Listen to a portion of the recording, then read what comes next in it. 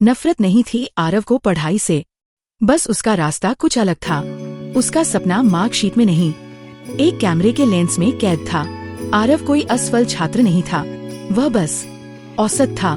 उसके नंबर कभी बहुत खराब नहीं रहे और कभी इतने अच्छे भी नहीं कि किसी को गर्व हो सके।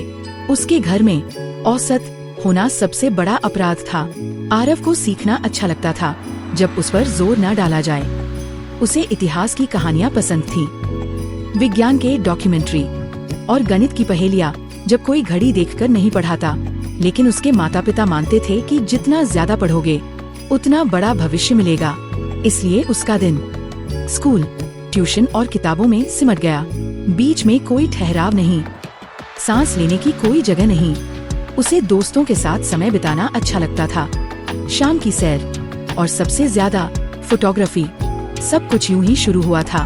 कजिन का पुराना कैमरा, पेड़ों से छनती सुबह की रोशनी, उड़ते हुए पक्षी। कैमरे के लेंस से दुनिया साफ दिखती थी, धीमी, संतुलित। लेकिन घर में कैमरा दुश्मन बन गया। एक दिन उसका कैमरा अलमारी में बंद कर दिया गया। दोस्त डिस्ट्रैक्शन बन गए। आराम करना आलस कहलाने लगा। उसी दिन से आरव थोड़ा थोड़ा खुद में बंद होने लगा। उसके नंबर वैसे ही रहे, लेकिन उसकी मुस्कान गायब हो गई। वह क्लास में बैठा रहता, सब कुछ लिखता, सब कुछ सुनता, लेकिन कहीं मौजूद नहीं होता। उसे समझ नहीं आता था कि गलती कहाँ हो रही है। वह मेहनत भी कर रहा था और खुश भी नहीं था। गणित के शिक्षक वर्मा सर सबसे पहले समझ गए। एक दिन उन्होंने बस इतना पूछा, तुम थके हो या दुखी? वह सवाल आरव की दीवारें गिरा गया। आरव ने सब बता दिया। दबाव, घुटन, अलमारी में बंद कैमरा, हर कोशिश के बाद भी खुद को नाकाम महसूस करना। कुछ दिनों बाद वर्मा सर ने उसके माता पिता को बुलाया। बात बिगड़ गई। आप उसके दिमाग में गलत बातें भर रहे हैं। नंबर ही भविष्य तय करते हैं। आप अपनी सीमा में रहिए।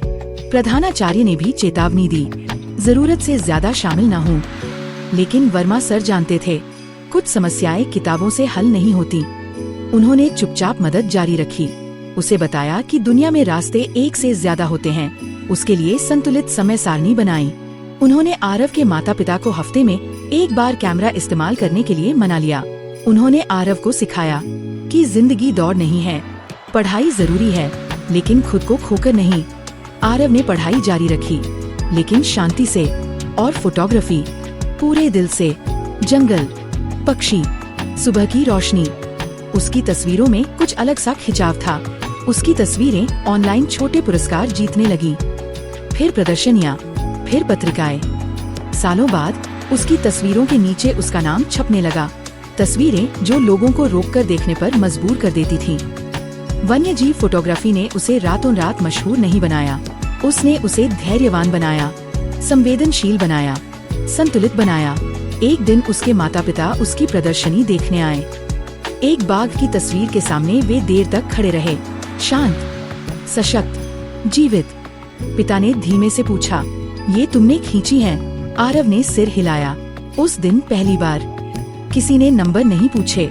आज आरव एक फोटोग्राफी स्कूल चलाता है, सिर्फ कैमरा सिखाने के लिए नहीं, जिंदगी का संतुलन सिखाने के लिए। उन बच्चों के लिए जो देखे नहीं जाते, उन माता पिता के लिए जो डरते हैं, उन सपनों के लिए जिन्हें समय चाहिए।